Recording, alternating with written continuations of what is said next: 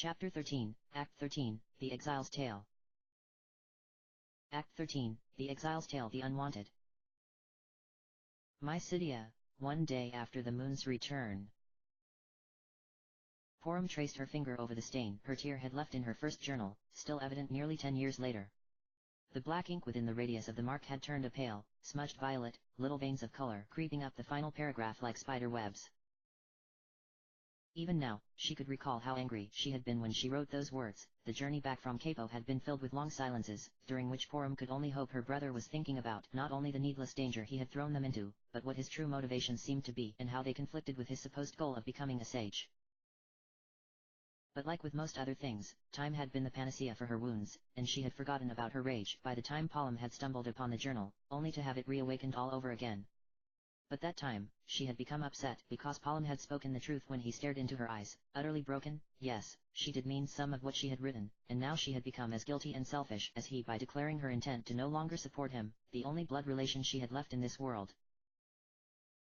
Porum closed the journal and placed it into the drawer of her desk, which had since been secured with a lock. Held within were a few other treasured possessions, including Palem's old ring, which had become yet more tarnished with the years, and 2 other journals, one filled to the brim and then filed away to be forgotten, the other her latest that she knew was not even a quarter full. She rarely had time to write any more with her increased responsibilities and her frequent missions outside of Mysidia. The next volume, a pale pink book with some meaningless inscription that was supposed to be inspirational in nature, called out to Porum, and she glanced at the clock hanging over her bed. It had only just become the lunch hour, but she wasn't hungry, and with Megan and Anja off in Baron with Theodore and the hooded man, and the other students of the tower in classes, there was no one else around to pester her. The elder's nurse was attending to his needs, and he had seemed to be in much better spirits that morning, despite the chaos that was awakening just outside of the tower's walls. Cracking open the pink journal, Porum's mouth twisted into a small smile at the first entry, and she was reminded of the resiliency of children, a resiliency that she had seemed to lose more and more of as the years dragged on. Dear Diary, I feel neglectful that I haven't written in so long, but to be honest, I also haven't missed my journal at all. It used to be that I couldn't go a day without writing, but after Porum and I's fight, I couldn't really bring myself to record anything that had happened. It was too painful and all felt rather pointless. Who will ever read this, after all? I hid my other journal until the elder could find someone to install a lock on my desk, and was even tempted to burn it, but I realized that wouldn't undo anything that had happened, and was a useless act of vandalism. But now that some time has passed, I feel all right when I think about what happened. Not happy, and not accepting. Just all right. I've started throwing myself more vigorously into my studies than ever, which means I need a clear mind and unburdened spirit. Writing was always my best outlet for achieving that. I suppose there are some things that I have to get used to now, my new normal. One of those is having a twin brother who can barely stand to look at me. The elder has told me that with time, Porum will get over it. Although he does not know the exact origin of Palem's rage, he never told the elder what I did to upset him, and quite frankly, I was too ashamed to tell the elder, either. It has become the last secret we would share between one another. Another change for me is finally being accepted into the next level of White Mage training, where I will begin to learn the most advanced of spells, including being able to cast healing magic without actually using mana, a technique similar to using prayer to invoke a miracle. I was hoping I would get a chance to visit Baron and observe Queen Rosa, who has only grown more powerful since ascending the throne and can now not only restore the body, but also mana itself, effectively rendering a mage invincible, but I know she is busy ruling Baron and raising sweet Theodore, whom I haven't seen in years. I wonder what he's like now? He's close to the same age Porum and I was when we first met his father. How odd that feels for me to write. And then there is my new look. All thanks to Porum. For the first time in recent memory, his magic missed the mark when he attacked me in his room that day. I don't know what could have possibly gone through his mind as he casted the spell, and he claims not to know either, but instead of a fire spell, he used some other kind of magic on me that ended up turning my hair completely pink. Pink. Bright, unmistakable, and the color of the potion we have to take when our stomachs have been violently ill. That is what I am reminded of now when I look at myself every day. It was baffling. My scalp had felt like it was on fire, yet no flames had descended upon me, and the scream I had let out had pierced the entire tower, with some villagers telling me later that they could hear it all the way from outside.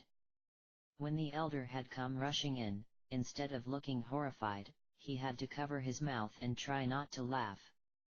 Palem's jaw was on the floor. At that moment, I finally felt brave enough to touch my head, but when I did so, all of my hair was still there, instead of falling out in singed clumps. When I caught a glance of myself in Palem's mirror, I screamed yet again. Let me state for the record that I've disliked this vile color ever since I was a child. I was never sure why I held such an aversion to it, but perhaps it was because as the girl twin, it was expected that I should love it. I was always plied with pink-colored gifts and clothes as a child, but stubbornly stuck to the red and green rompers that Palem and I both loved. We shared the same favorite colors, and loved to dress so similarly that for many years, the elder and other villagers had trouble telling us apart. But now, you can definitely tell who is who in one swift glance. After being examined to make sure nothing life-threatening had actually occurred, the elder demanded that Palem change my hair back. But try as he might, or maybe he really didn't try at all, I guess I'll never really know, Palem couldn't undo what I've come to call the curse. He claimed that his mind had went blank when he cast the spell, and that he couldn't remember what he had envisioned that had made the odd effects of his magic come to pass. The elder says that most likely, my hair will return to normal when it grows out. He's ordered Palem to research how to undo the curse in his spare time, which means it will never happen. But, I'll hold on to the hope that a cure is forthcoming, and deal with it in the meantime. The worst part has been the snickers from the other students. I feel like no one is going to ever take me seriously again.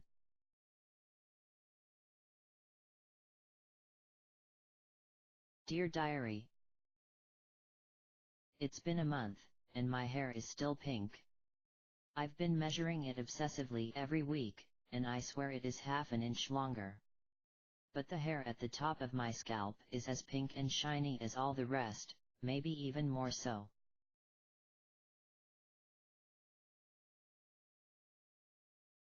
Dear Diary. It's been 4 months, and my hair is definitely longer now, about down to my shoulders. Palem has been growing his out too. But while his is still a warm chestnut brown, perhaps just a bit lightened from being out in the sun for days on end, mine is still stubbornly, utterly pink. He has started coming around to me again, greeting me in the morning and bidding me good night when we retire for the evening. But he says he still hasn't figured out what happened with the curse.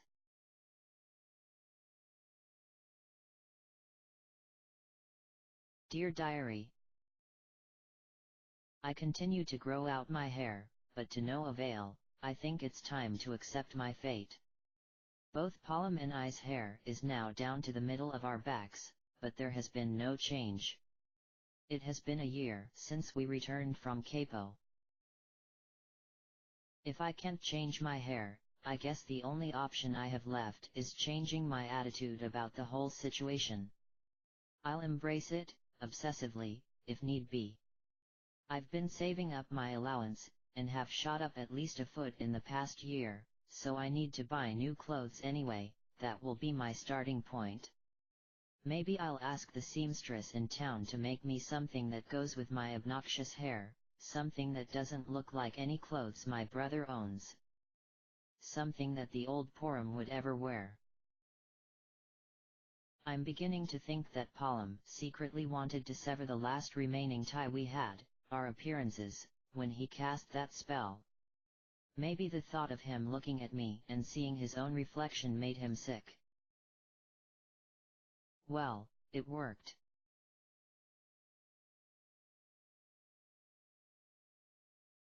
Unlike her previous journal, as time had passed, the entries began to get more and more sporadic, some spanning days, others months. At a minimum, Porum had tried to record her achievements in her studies, as those were what were most important to her, but those entries consisted of only a few lines before she reached the point on the page where her pen had started to leave dark blots from where she had pressed it to paper, hoping to write more, but having nothing more come to her. Porum flipped through the remainder of the journal, humming under her breath. The last entry in the pink journal was dated only a couple of years ago, and spanned many pages. She realized it chronicled the very last journey she and Porum had taken together. It hadn't been a mission, just what she had thought would have been a much-needed day among friends after a stressful season of exams and trials, and she had been excited that Porum actually agreed to it. They had still not returned completely to how they had once been before that awful fight, but this was as much progress as their relationship had managed to make in all those years, and she was grateful. But she had realized later, that as always, he had ulterior motives.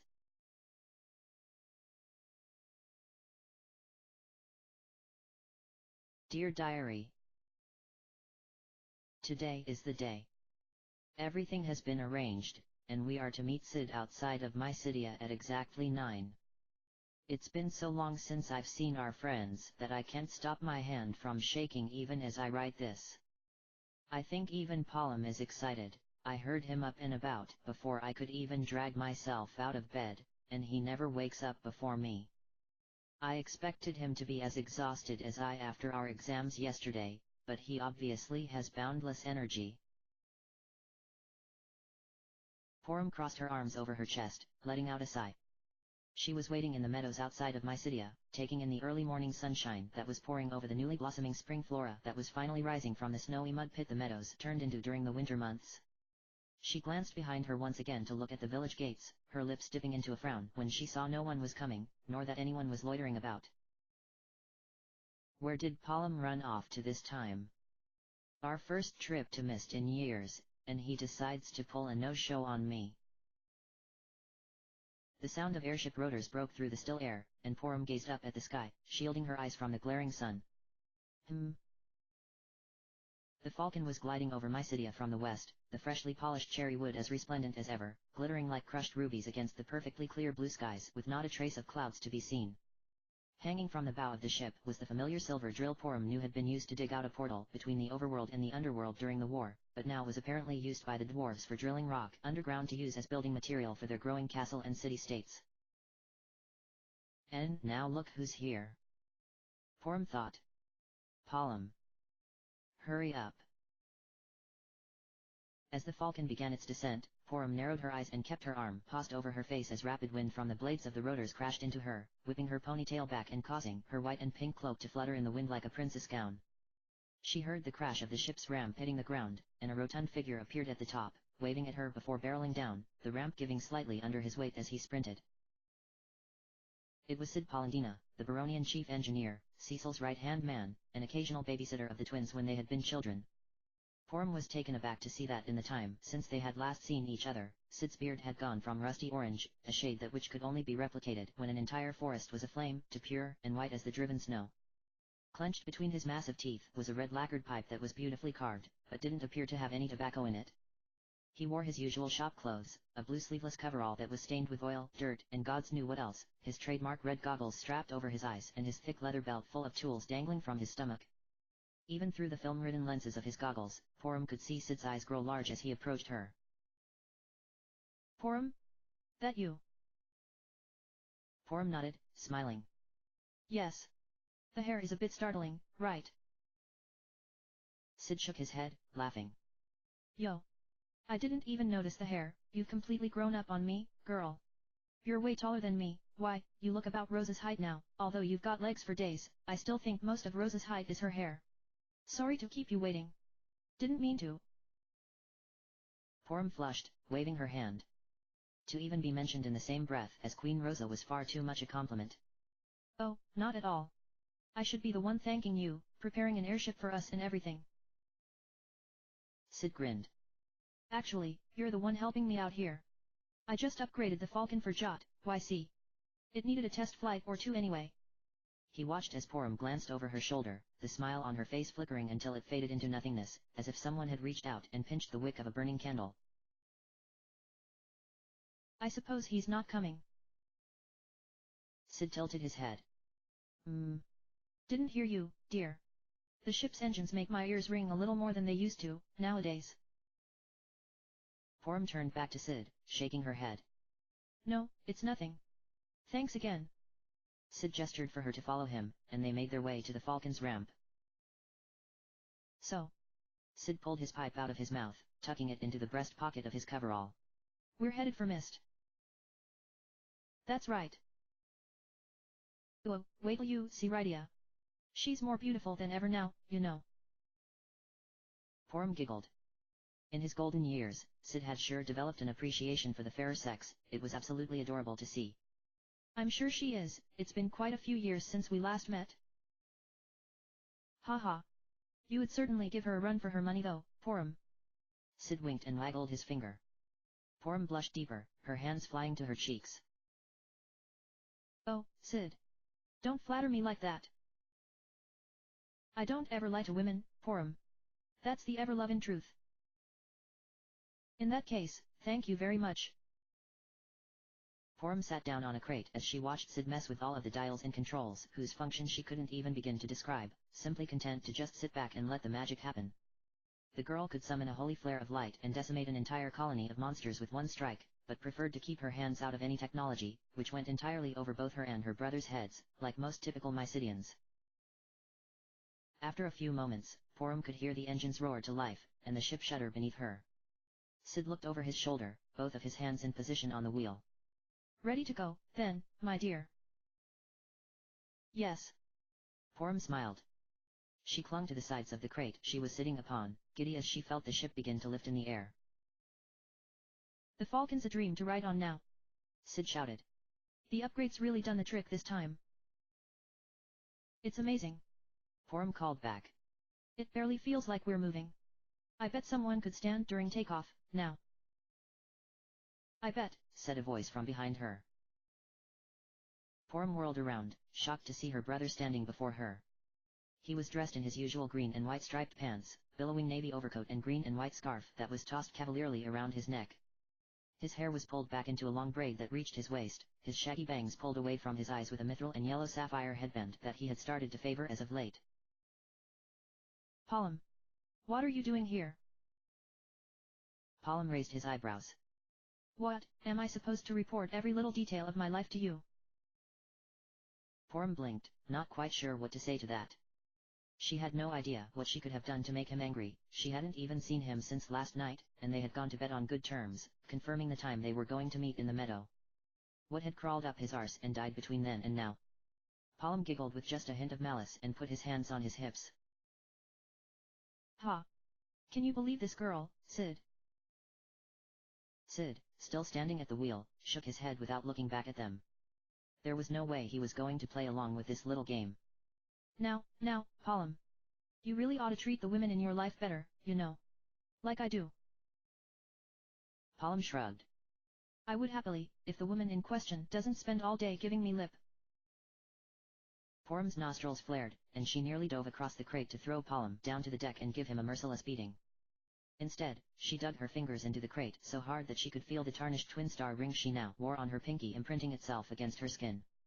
Looking away from Porum before that sickening smirk of his could make her change her mind, she focused her attention on Sid's backside, speaking in a dangerously quiet drawl. How long has Porum been on board the Falcon, Sid? Sid felt a shiver run down his spine. He knew Porum was in for it now, but he simply couldn't bring himself to cover for the kid, especially not after the way he had just heard him speak to his sister. Trying to keep his voice as light and casual as possible, he practically whistled his reply. He paid me a visit over in Baron, actually. What? Porum shot up from the crate like a rocket, grabbing Porum by his scarf and pulling him so tightly against her that they were nose to nose. Porum, you crossed the Devil's Road into Baron. Porum gulped, and Porum watched as a single bead of sweat trailed down his temple. Is there something wrong with that? You can't just go through the Devil's Road without telling anyone, Porum. What if something happened to you in there? Then what?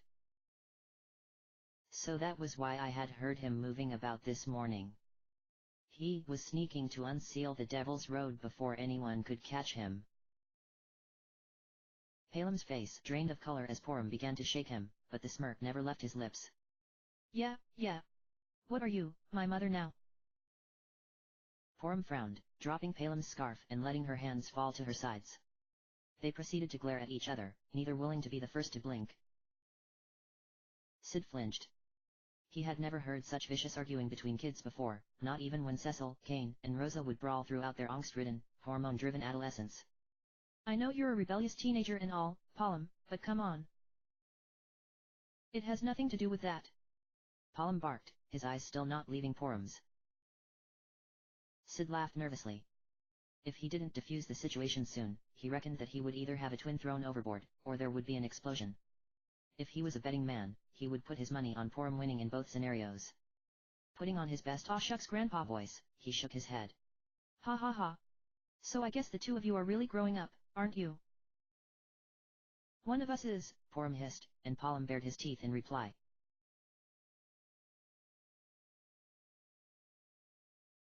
Mist is one of the most peaceful places I have ever been. The village itself is completely cut off from the rest of the world, save for anyone traveling by airship or those who attempt to reach the village via the Mist Cave north of Barren. As soon as you cross the village bounds, an overwhelming sense of calm washes over you. I can practically feel the magic of the summoners of times past swirling at my feet. I know that once, long ago, this village was protected by a summoner and her mist dragon Eidolon, and her presence had allowed the village to thrive, quietly raising up the future summoners who would go on to fight alongside Eidolons from the Feymarch. When she passed away in the Baronian raid Cecil and Kane had accidentally initiated, the only summoner that was left in the village after the catastrophe was Rydia. Rydia used to live in the Feymarch, but now she lives among humans again, taking up residence in the now fully restored village as the one full-blooded summoner left in the world. She has been nothing but kind to my brother and I throughout the years, and I think I would have enjoyed fighting by her side, if the fates had allowed it during the war. Alas, I can still be grateful that our paths even crossed, and it was all thanks to Cecil. I've often thought about how he has brought so many wonderful people into my life. How does one even begin to return such a favor, especially to someone who already has everything one could want in this world? Crossing the village green, Porum practically squealed when she saw Rydia, who managed to look like a goddess doing something as simple as reaching up to pick fruit from a tree. Sid hadn't been exaggerating, she really had just gotten more beautiful in the years. The summoner's hair had grown far longer since Porum had last seen her, hanging down her waist in loose waves that had once been tightly coiled curls when her hair was much shorter. Her face was as pale and unblemished as ever, the same color as the ivory on piano keys that made her emerald-flecked eyes pop. Porum called out to her, waving excitedly. Rydia! How wonderful to see you again! Rydia jumped in surprise, accidentally dropping the fruit she had grabbed and looking up at her visitors. Porum! Sid pouted. Hey! Don't forget about me, girl! Rydia bent down, grabbing the fruit from the ground and taking a huge bite out of it as she walked over to them, shaking her head. You come here all the time, Sid? Sid laughed and blushed. I guess so. But only on official Baronian business, you know. Porum and Porum shared a rare, non-hostile look of disbelief between them. Rydia looked the twins up and down, taking another bite and chewing slowly as she shook her head and muttered to herself with her mouth full. On anyone else, it might have been off-putting, but when she flicked her tongue out to catch a drip of fruit juice from running down the side of her mouth, both Porum and Porum practically melted from how adorable it was. My goodness, you two are all grown up now, aren't you? I'm glad to see you in good health, Rydia, Porum smiled. Rydia tilted her head, trying to get Palem's attention. He had turned away, his hands shoved in the pockets of his coat. And how are you doing, Porum? Rydia asked sweetly. Palem's ears turned red. Okay. Rydia giggled and finished off her snack, casually brushing her nectar-stained fingers over the hem of her leotard. So, what brings you here today? We just thought we'd pay you a visit since it's been so long, Porum explained. We're on a break from studying for the spring, the elder lets us get out a lot more nowadays. Well, thank you very much. Take your time here. It'll be lovely to have you. Rydia smiled, spotting the leather journal under Porum's arm. Are you still writing? That's wonderful, I remember how feverishly you were scribbling at Cecil's wedding all those years ago. I've got an awesome spot you can hide away in if you want to relax away from the boys for a bit. Porum cleared his throat just as Porum was about to accept Rydia's offer. Listen. I know we just got here, but I got a favor to ask. Porum whipped her head around so fast that she nearly smacked Sid in the face with her ponytail. Hey. Rydia blinked. What's that? Porum crossed his arms over his chest. I want to go to the Fey March. What? Porum gasped. She turned to Rydia, whom she expected to immediately shut down the request.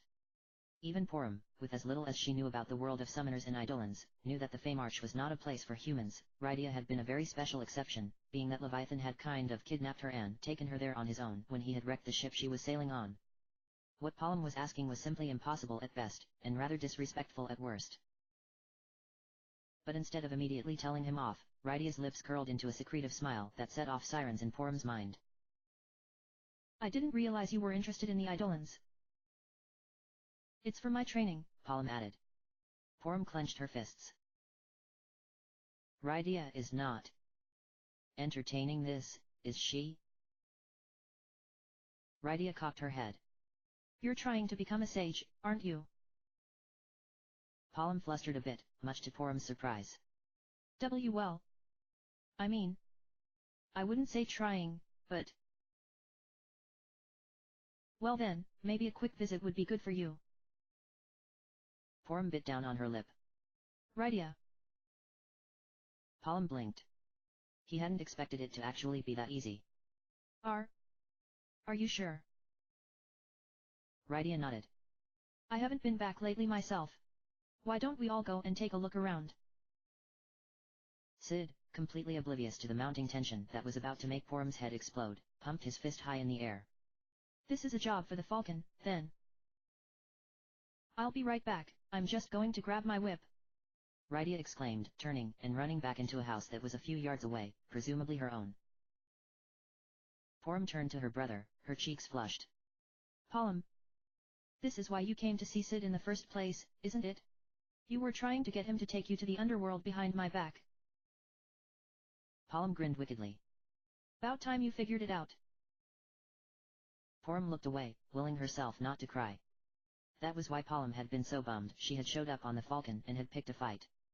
She wasn't supposed to be there in the first place, according to his grand scheme. The three of them stood in awkward silence until Rydia came back, huffing for breath but smiling widely, whip in hand. Let's get ready to leave, then. You'll be joining us, right, Porum? Porum's eyes never left the ground.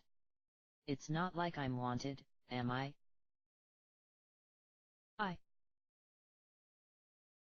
Porum patted her on the shoulder condescendingly. I'm sure she'd rather stay here and hold down the fort. She flinched at his touch, shrugging her shoulder away and cutting her eyes toward him as she turned to Rydia. I'm going, too. Porum clicked his tongue against his teeth, looking away from the others. Humph.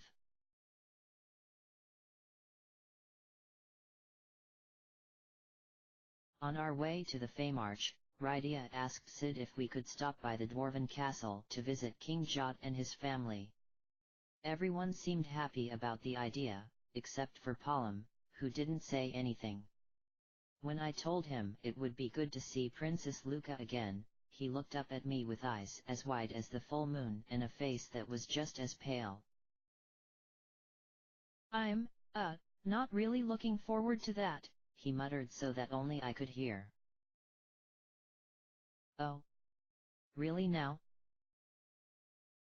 Sid. Well. King Jot, ruler of the dwarves and father to Princess Luca, stood from his throne and opened his arms. Not bothering with ceremony, Sid skipped the bow and threw his arms around Jot, both of the men laughing so hard that the entire throne room seemed to tremble.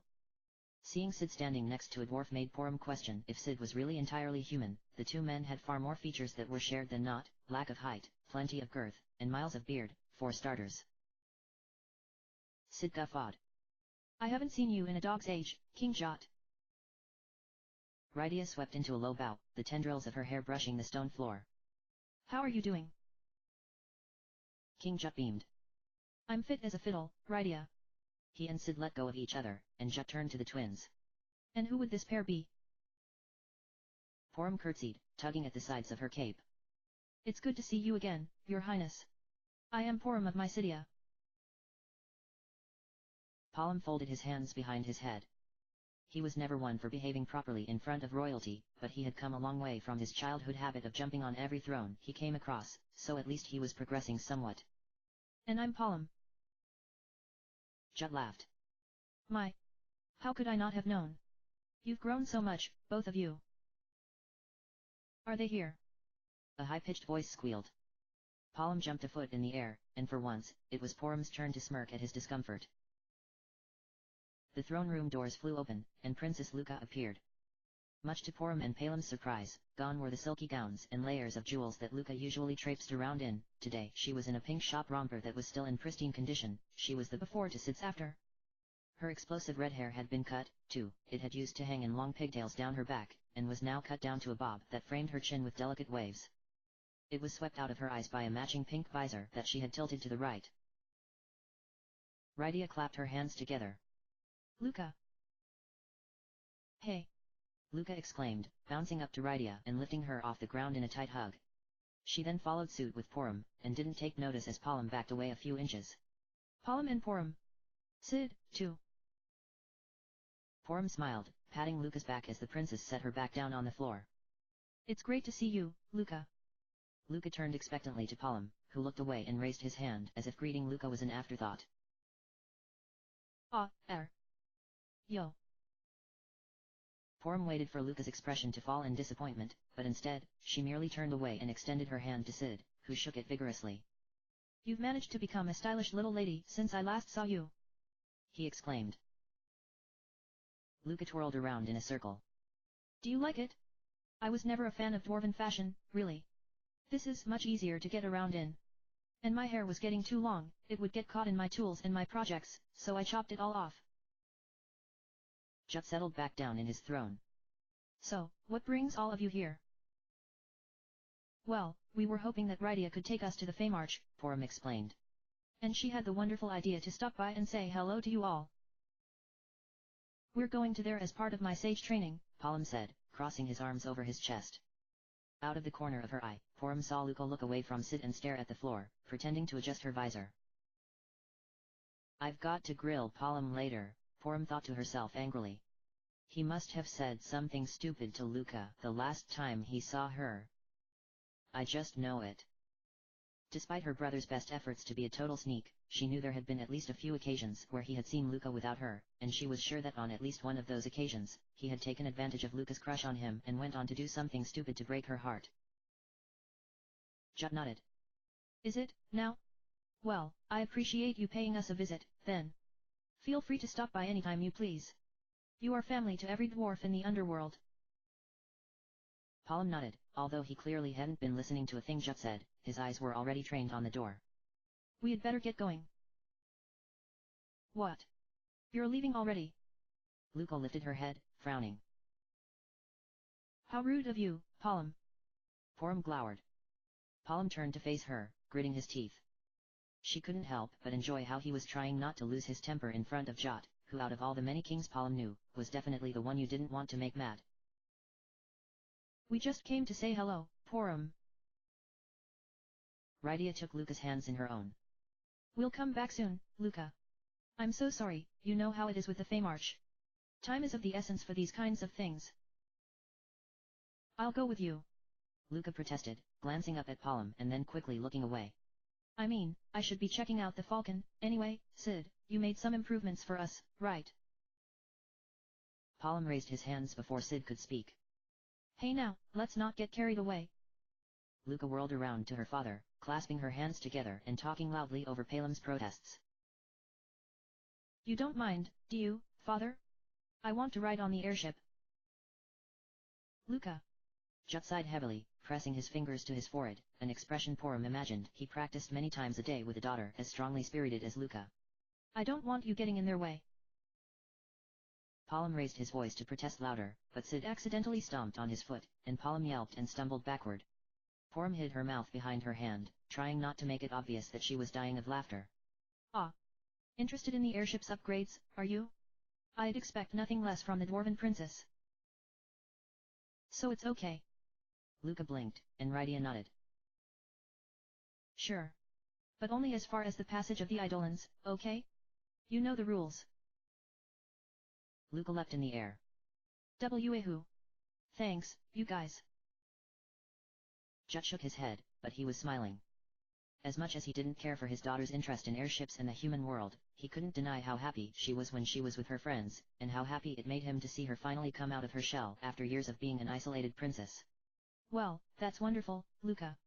I tell you, all this child talks about is you guys. And you wouldn't believe how she goes on about Pal. Aoic! Luca shrieked, frantically shaking her head. Hey, hey Hoa! You don't know what you're talking about, father. Ah ha ha ha ha.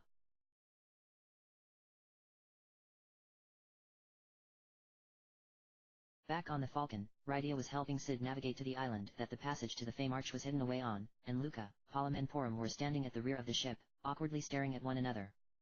Finally, Luca cracked a smile in Palom's direction. So? How've you been? Palom blushed, looking away. Okay. What are you being so shy for? Porum asked, just a hint of saccharine in her otherwise cool tone. Shut up. I am not. Porum and Luca looked at each other, but now Luca was frowning again. Porum felt awful, maybe she shouldn't have tried to provoke her brother into acting like even more of an idiot. Luca reached up, twirling the one recognizable accessory she still wore from her childhood around her fingers nervously, a finely polished string of pearls that she had hidden underneath the collar of her undershirt, an heirloom from her mother, if Porum remembered correctly. So you're really trying to become a sage? Palom looked up at her, his lips pressed together. Right then, Sid called out to the three of them from the steering wheel, thankfully interrupting another painful stretch of silence. We're almost there. Prepare for landing, everyone. Luca, you come and help me. Okay. Luca called back, taking one last look at Palom before walking away. Porum grabbed Palom's arm as soon as Luca's back was turned, dragging him into the stairwell that would have taken them down to the ship's hold. Ouch. Palom hissed, yanking his arm away and smacking at Porum's hand. What is it? What is the matter with you? Porum whispered. Tell me the truth, what did you do to upset Luca? Nothing. Palom cried. You've been with me the whole time, haven't you? Just because I want to get on with my training, doesn't make me a bad person. Ha ha ha, not right this moment, you imbecile. How stupid do you think I am? What did you do to Luca the last time you saw her? I know you've seen her when I haven't been around, if I had to put my money on it, I'd wager you steal away to Baron when you know she's going to be with Sid. Palom's cheeks, which had been red with rage just seconds ago, paled so rapidly that Porum knew she had hit the mark exactly. It was as if someone had tossed a bucket of white paint over his face. She folded her arms under her breasts, raising her eyebrows. Palom scratched his head. Do I really have to talk about this with my twin sister, of all people? Keep it light on the details, Porum growled, trying to maintain her ice-cool demeanor while simultaneously suppressing the urge to shudder and throw up at the same time. Geez. Palom looked away, running his fingers through his hair. It's just that there have been times where I've needed to run a few errands with her airship. Porum could already feel her teeth grinding. And, you know. Sometimes it's easier to convince her when I remind her of how much she likes me.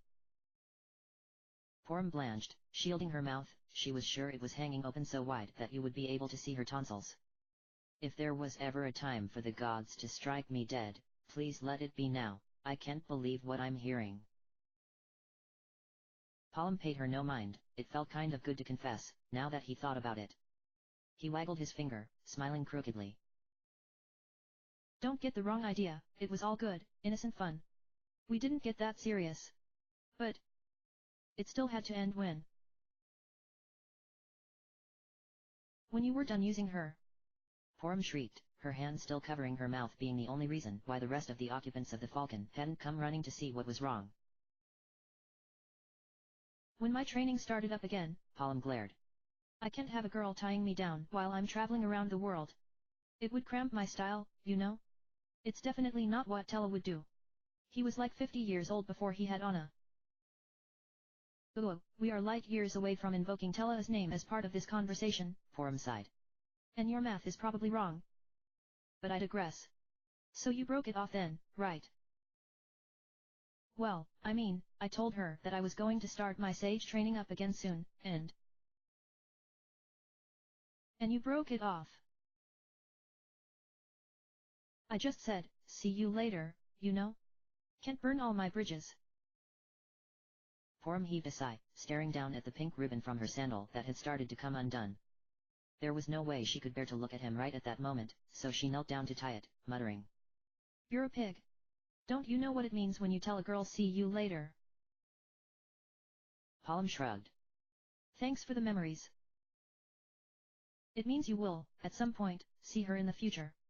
Porom hissed, standing back up again. And the future is now. What are you going to do? Nothing, Palom snapped. So back out of my business and take your big nose with you, eh? I'll take care of things with Luca when you're not around to meddle. Oh, I'm not meddling, Porom glared, turning to walk away. I'm just really disappointed. You've done some really scummy things before, but this is the lowest yet. Yeah, like you're so perfect, Palom snickered. Are you that bored with your sad little life that you have to interfere with mine? Porom paused, her breath caught in her throat. As much as she wanted to turn around and deck Palom right in his pathetic, weasel-like face, she found herself overcome by an even more powerful emotion than the fury that had started to boil under her skin. It was fear. The fear that he could very well be right. The Falcon made its landing, and Rydia, Palom, and Porom gathered at the ramp, their respective weapons in hand in case any monsters lurking in the passage to the Feymarch had a death wish that afternoon. All right, Luca. You'll watch over the ship with Sid, right? Rydia smiled.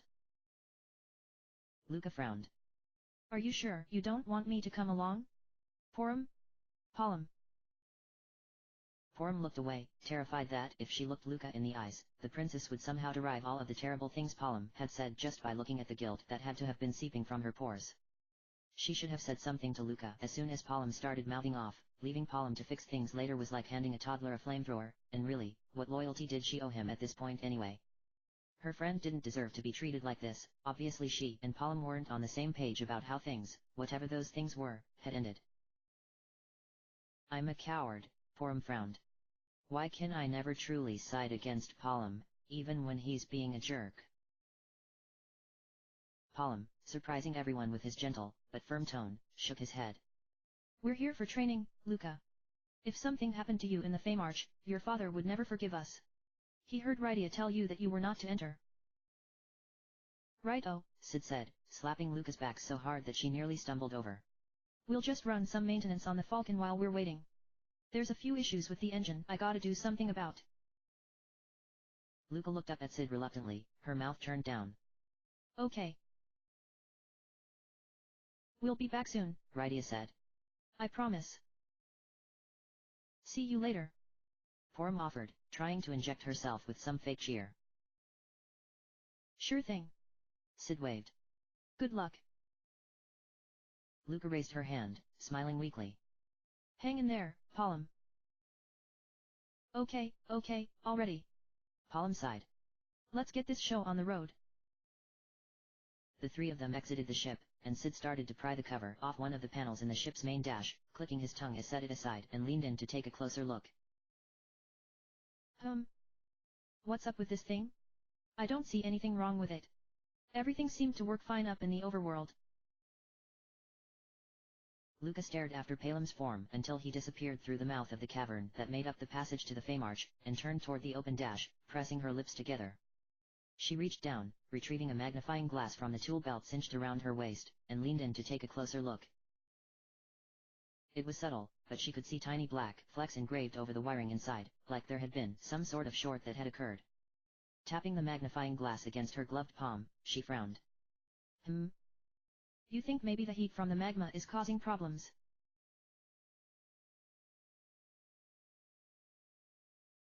The passage that leads to the Fame Arch is akin to traveling the road to hell. The floors are covered in bubbling magma, which acts as the sun in the underworld. I had to cast float on everyone so we could safely cross through.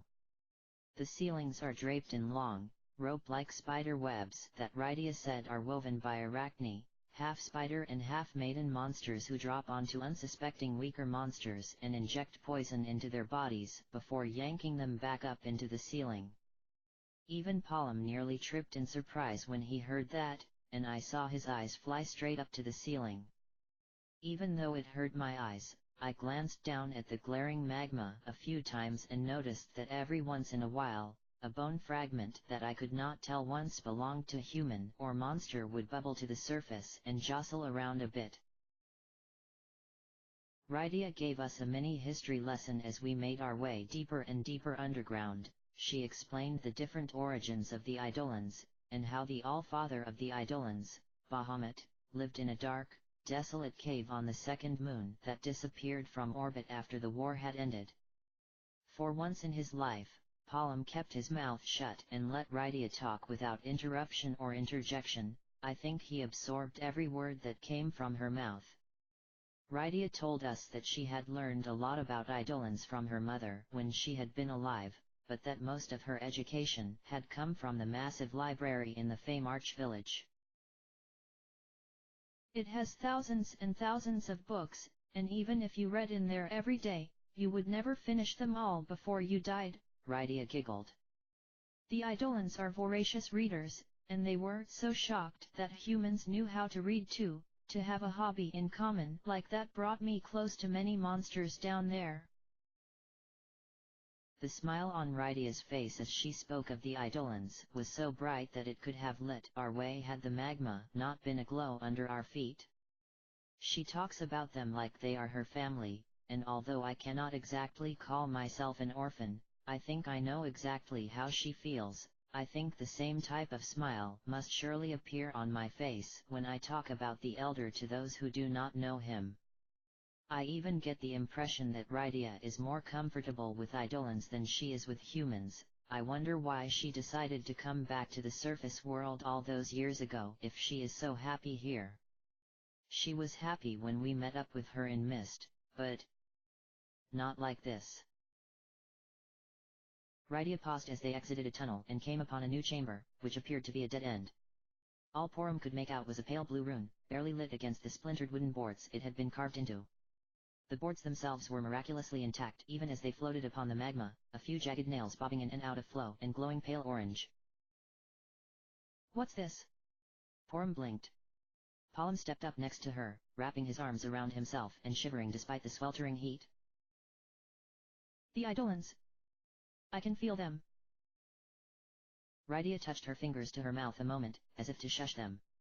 She stared intensely at the rune, her eyes so wide and dark that Porum could see the blue light reflected within. Finally, Rydia dropped her hand to her side, weakly shaking her head. What's wrong? Porum asked softly. The training ends here, Rydia said, all traces of the dreaminess that had been in her voice moments ago vanished.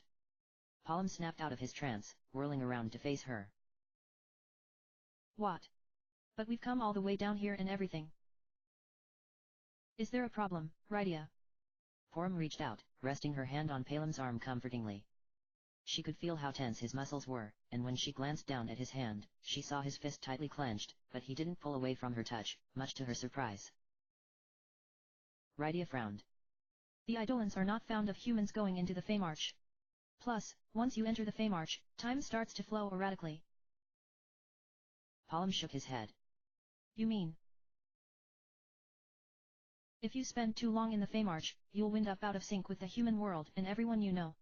Are you willing to risk that? Porum widened her eyes. What in the world did that mean? It sounded dangerous. I am. Palom cried, and Porum gasped. Palom. You can't be serious. If we go in for just a little bit, that won't put us too out of sync with human time, will it?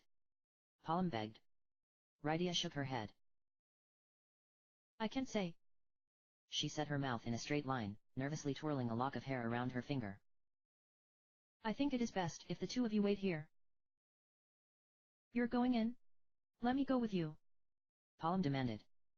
Rydia shook her head harder, giving her foot a stomp that was useless in proving any kind of a point when she was floating a few inches in the air. No. I'll be right back. Promise me that you won't follow me inside, okay? Porum looked down. She had no idea what was going on, but the desperation in Rydia's tone had been frightening. Never in her life had she seen the normally serene and logical woman before her engage in any kind of panic like this. All right. We'll wait here for you. Surprisingly, Palm didn't argue. Rydia stepped into the room, her eyes wide and her voice shaking as she gazed at the twins. I'll be back as soon as I can. And in a flash of light, she was gone. Palm glared at the rune, putting his hands on his hips. Sheesh. Why'd she even bring us here if she was gonna do this at the very end? Porum didn't know how to respond. She still couldn't get her mind off of what had Rydia said about the erratic flow of time. If Rydia had spent as much time in the Fame Arch as she said she had, did that mean something had happened to her while she was living there? Had Rydia fallen out of sync with the rest of the world? And if so, to what extent? She seemed perfectly fine, and she was as healthy and as powerful as ever before. True, Porum would go for months at a time without seeing her, but when they would meet up again, she could see noticeable changes each time. Rydia definitely looked more mature and elegant now than she had been when she was the fresh-faced but still hauntingly beautiful 16-year-old she had been when Porum first met her. She was aging normally. Right? Finally, Porum let go of her brother's arm. She wasn't too concerned about him running off after Rydia anymore. He still seemed to be in shock at being told no by someone. Palm. Why do you think Rydia brought us here in the first place? Palm raised his eyebrow. Why? Well, because... Good question, actually. He looked up at the ceiling, as if the answer were written up there. Porum twisted her mouth in thought. Maybe she wanted to test our hearts. Palm frowned. Maybe. But... I don't know. Didn't it seem like she had something else on her mind when she agreed to take us in the first place? She was awfully agreeable. I suppose I noticed that too, Porum mused. Did we do something to change her mind? There was another flash of blue light, and Rydia appeared before them once more, her eyes red-rimmed and her hands shaking. Whoa. Palm stumbled back. Rydia. Porum blinked. Rydia refused to look up at either of them, staring intensely at her boots. Sorry to keep you. Keep us? It was just a few seconds. Palm frowned. He and Porum looked at each other. Right? Rydia trailed off. Porum took a step forward. How long had Rydia thought she had been gone? What could have possibly happened in a few seconds to make her be like this? Rydia. It's all right. Everything's fine, Rydia finally said, stepping off of the rune. But... Palm began, and Porum quietly shook her head, whispering over his shoulder. Palm, no. Rydia sighed, pulling her hair away from her neck and twisting it over her shoulder so that it cascaded down the front of her body in one long, emerald waterfall, like ivy climbing an ivory tower. I'm sorry. We had better get back to the Falcon. Sid and Luca are waiting for us. Okay, Porum said, glancing back at her brother. He was still staring at Rydia, his mouth agape. Realizing that the twins were waiting for her to take the lead once more, Rydia marched out of the chamber, her hands still entangled in her hair as she willed herself not to cry.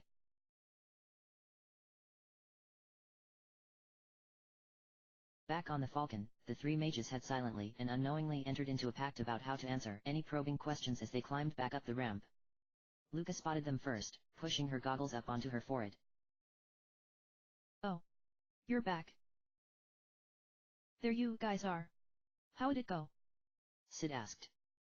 He was sitting on the deck, bolting a panel back onto the dash. Great.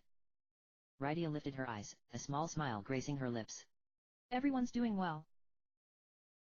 Get a lot of training done. Luca brushed her dirty gloves off on her pants. Yes. Definitely. Porum looked away. You bet we did. Porum exclaimed. Porum cringed at how uncharacteristically cheerful he sounded. But when she glanced up at Rydia, she could see the summoner smiling at them both gratefully. Luca was completely oblivious to the sour mood that had descended on the falcon. Instead, she let out a peal of excited laughter. Well, guess what? I just made a big decision of my own.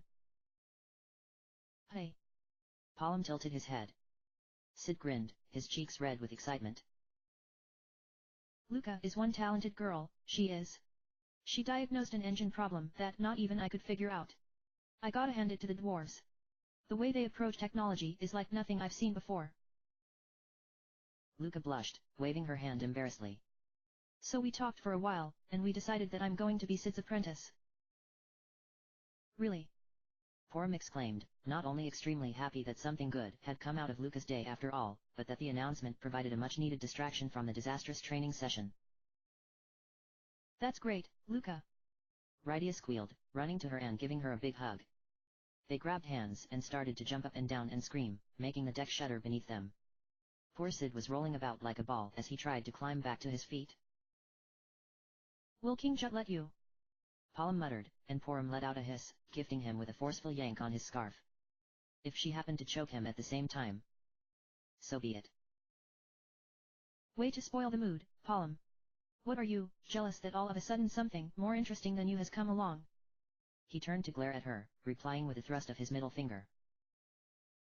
Sid finally managed to get back up, wiping the sweat from his forehead. Yo. Are you ready to go? Take up your position, Luca. Your apprenticeship starts right now. Luca grinned, flouncing over to the steering wheel. Aye.